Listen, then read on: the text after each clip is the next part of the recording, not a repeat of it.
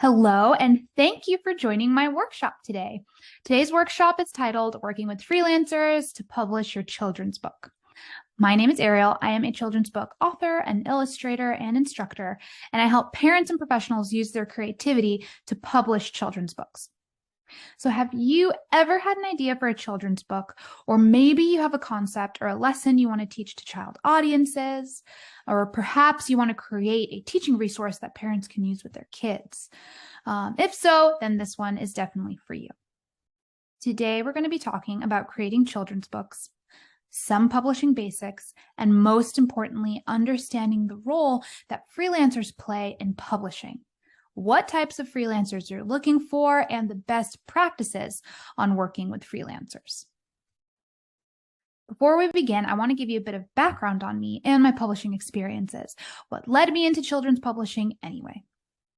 I've been involved in 4 different children's publishing projects, 3 different Kickstarter campaigns, and I've coached several published books. I've led various workshops for various writing organizations, and I've spoken at local, regional, and national conferences, all on the topic of children's books and self-publishing.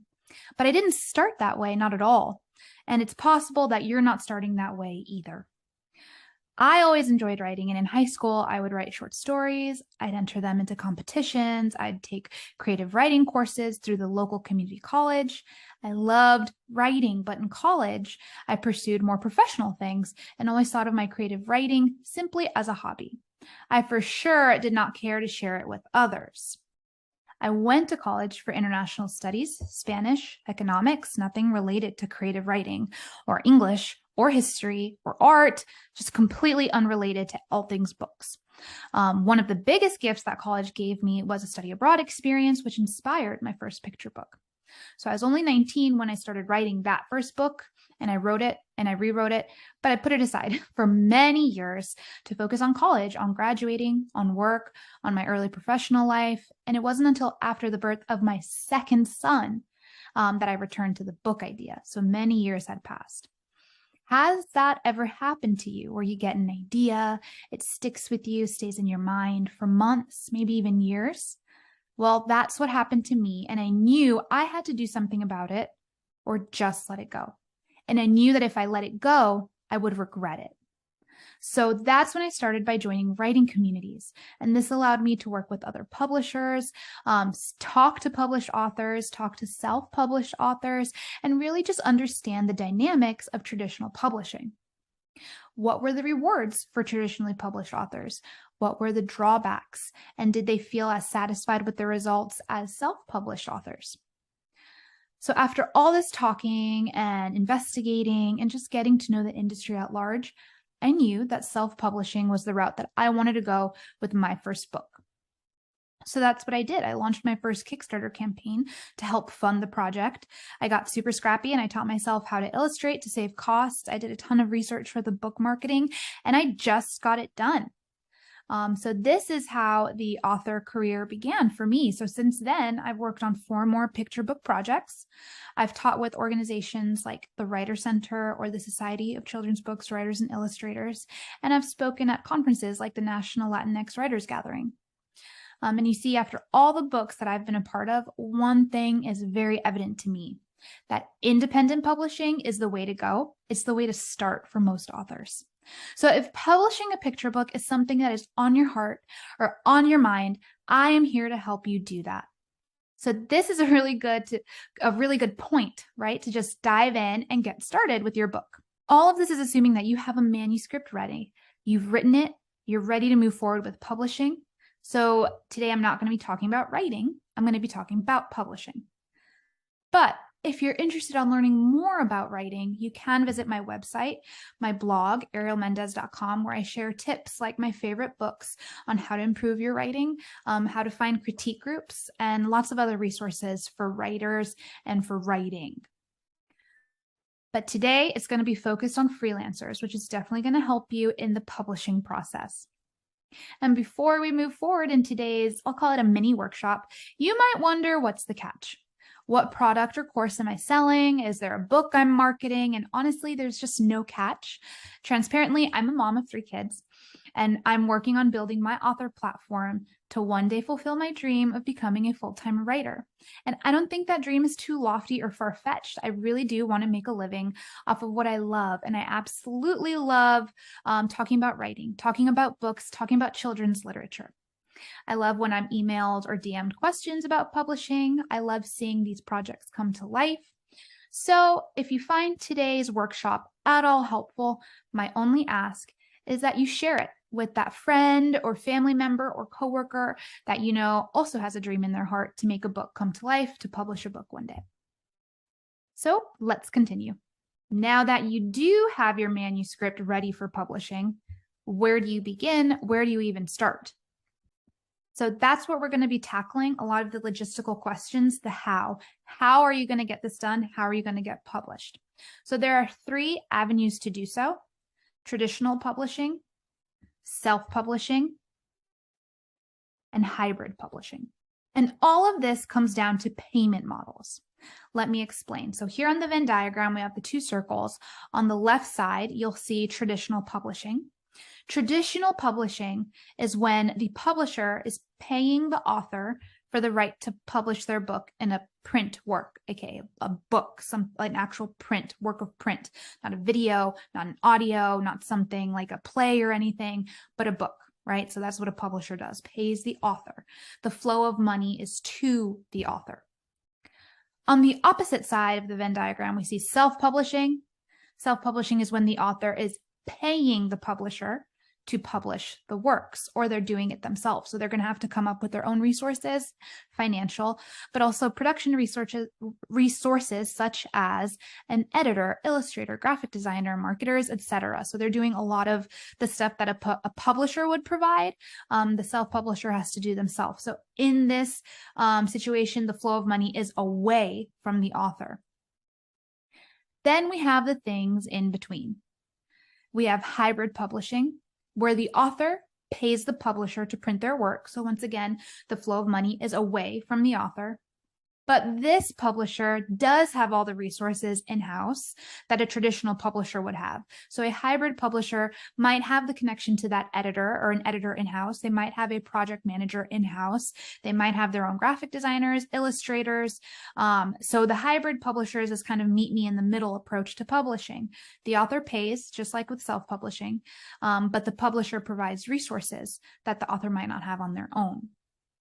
And then there's independent publishing, which we're going to dive into in a minute, because independent publishing can be self-publishing, but it also can be traditional publishing, depending on which payment models it's following. The flow of money being to the author or the flow of money being away from the author. Independent publishing. All of these definitions come from the Independent Book Publishers Association. And from my experiences, I would say it's all pretty accurate. Independent publishing and traditional publishing. What is the difference?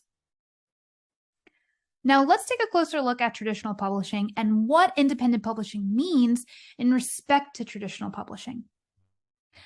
Traditional publishing is like any other industry, and there are large corporations, and these large corporations have many subsidiaries. Think of how Coca-Cola, a really big conglomerate, really big, large corporation, has its many subsidiaries like Dasani water bottles or Honest Tea. This is similar to the publishing industry.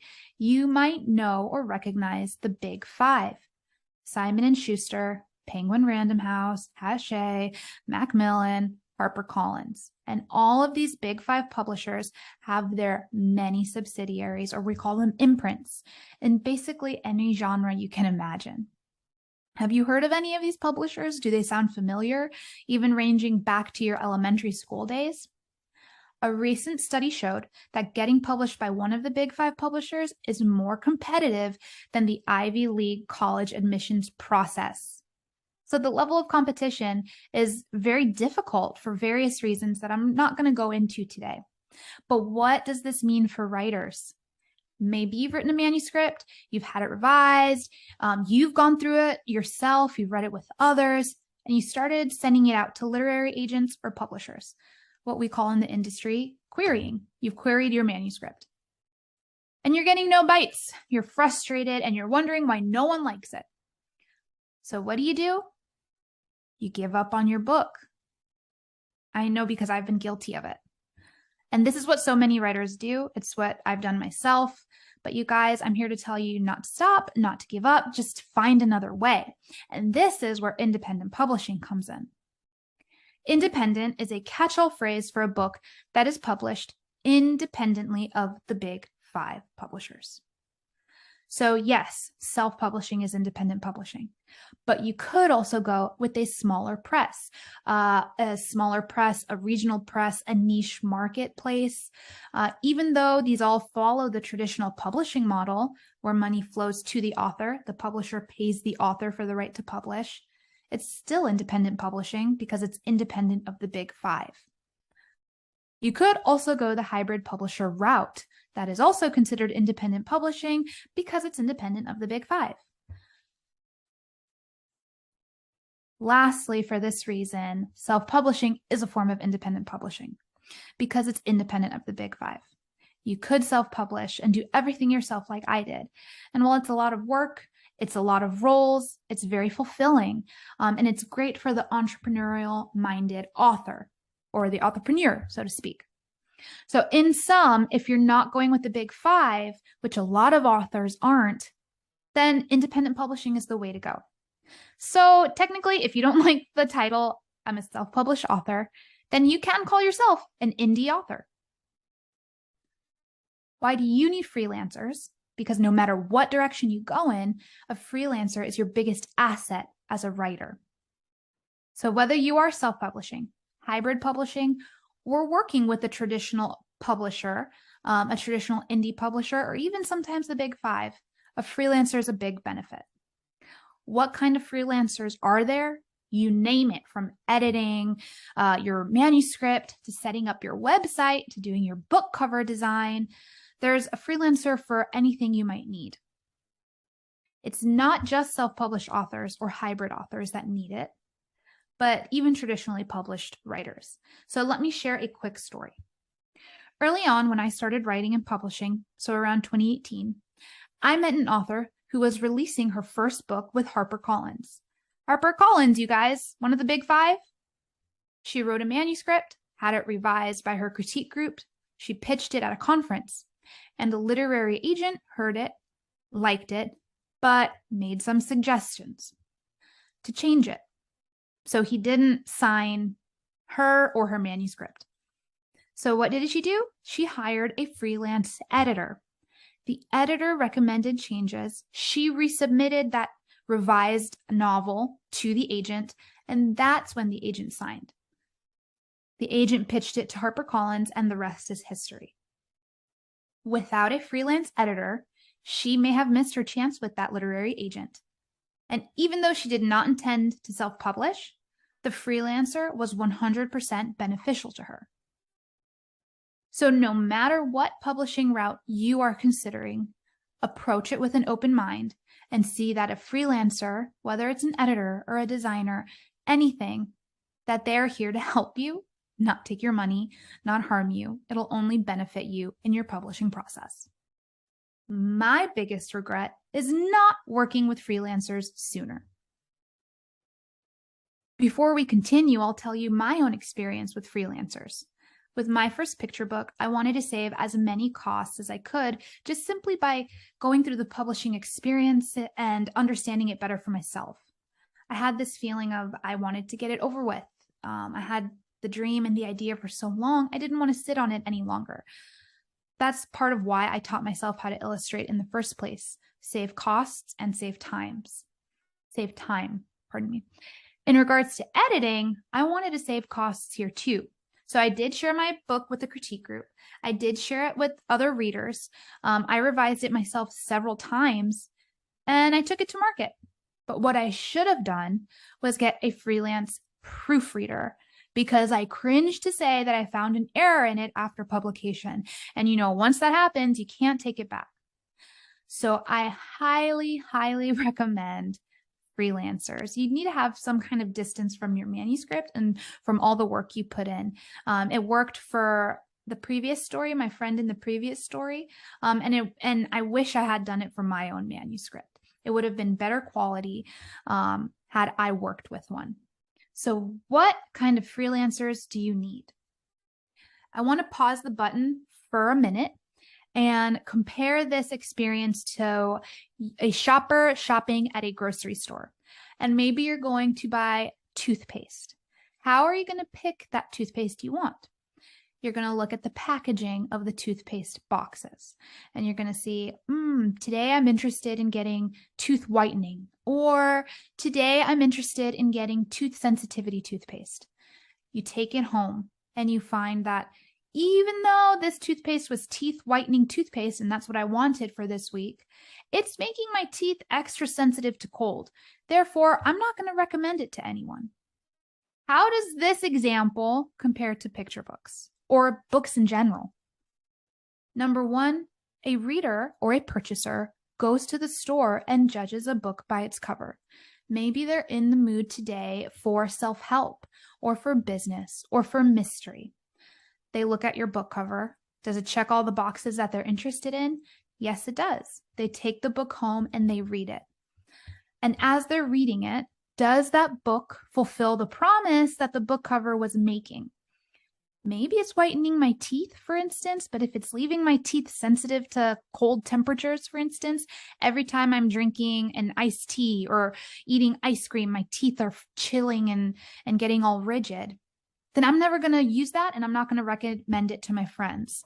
Likewise, if I buy a mystery novel, but as I'm reading it, there's more romance than mystery, I'm not going to recommend it to my friends.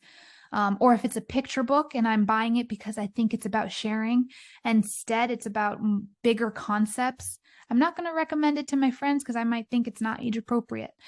So it's twofold. You want a book cover that's making a promise to a purchaser, essentially, and a manuscript that is fulfilling the promise that the book cover makes. When I say the book cover is making a promise, what are the selling points? What are the value added points? What are you marketing your book as? And is it accurate to what the book is? Keep in mind that maybe the person buying the book is buying it for a spouse to read, a child to read, a friend to read. It's not always for themselves. All this goes to say, you want to invest in the cover and you want to invest in the manuscript. A freelancer for a manuscript will help you improve the quality of the manuscript. So this is not just proofreading and correcting the commas and periods, but this is actually getting somebody who's going to develop the story with you and improve the quality of the story overall. There are also freelancers that'll help you in the book cover, or what we can call the packaging. It's not just a beautiful design. Maybe it's the typesetting also.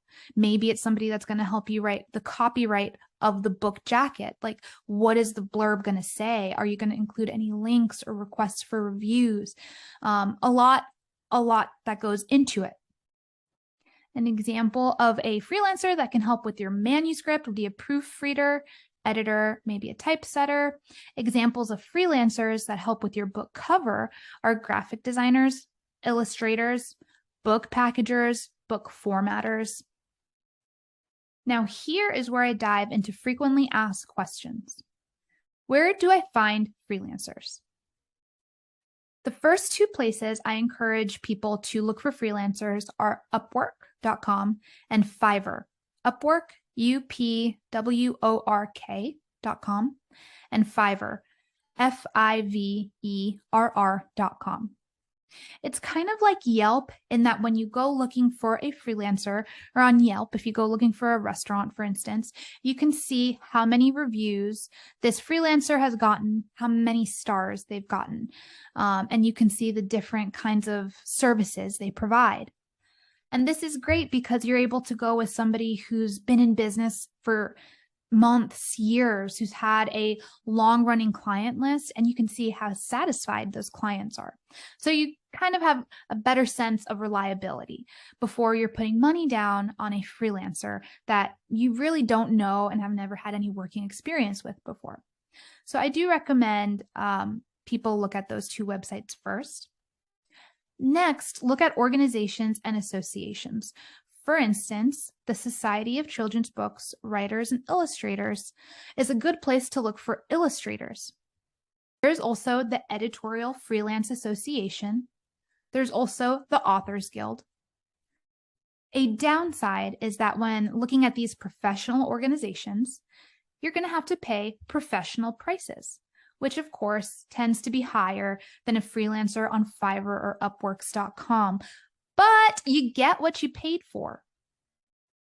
Let's face it, it's a higher quality with the higher price. So I do think in some instances it's worth it. Also, you may need a more specialized freelancer for a more specialty niche book. Let me give you an example. I worked with the fact checker for a nonfiction picture book that I'm writing, and I found this freelancer through the Authors Guild. And they are a fact checker for the New York Times, and they take on freelance work.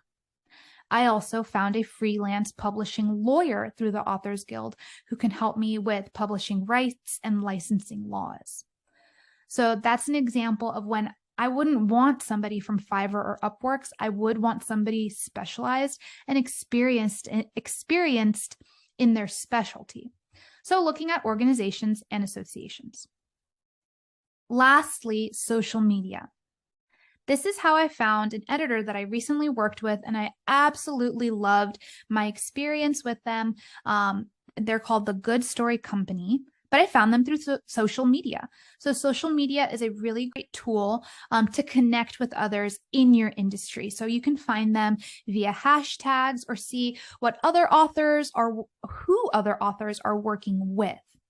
So social media is another really great place. I have found a lot of trademark lawyers, a lot of licensing lawyers, a lot of editors on there. And usually you're looking for somebody that has professional experience aside from their freelance experience, and somebody who I would say is generous with their knowledge.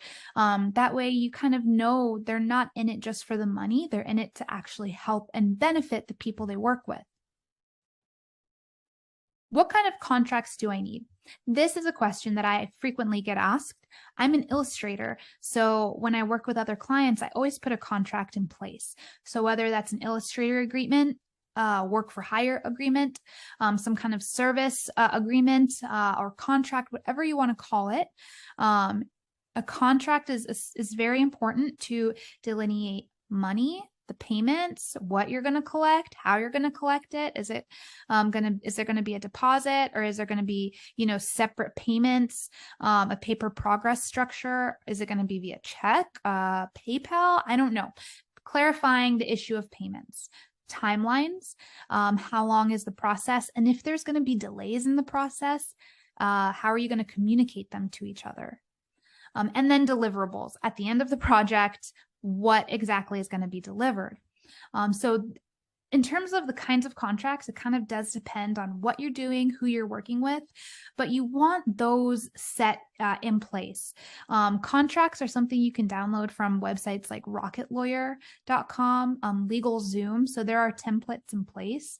So you don't have to start from scratch, and you don't have to work with a professional if it's not in the budget. But the bigger the project, the more I recommend consulting a lawyer.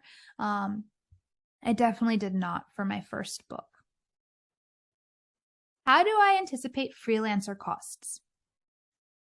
This question, I kind of answer with a question. Have you ever done a home improvement, for instance, and you get quotes from different contractors, for instance, for a bathroom remodel or for painting your home?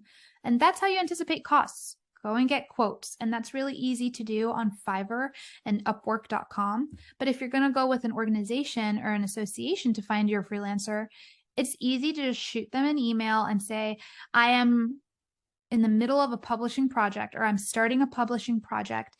Can I have a quote? Let them know it's a quote.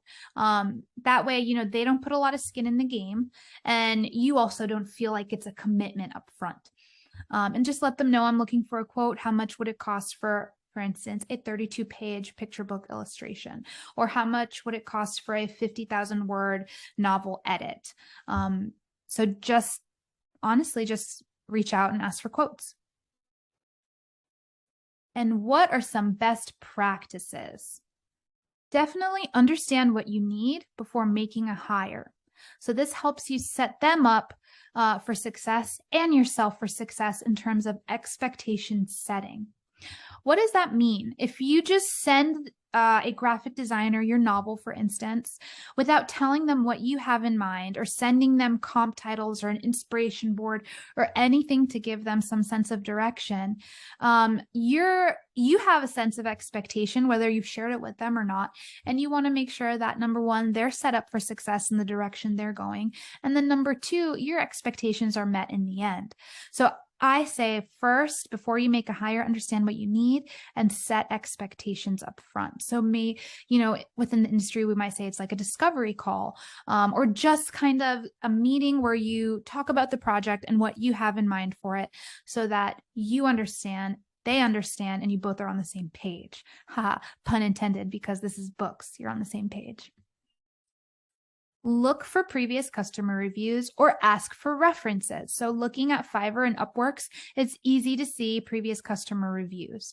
But if you're going with an organization or association, you can ask for references, and an established freelancer should be able to provide that to you.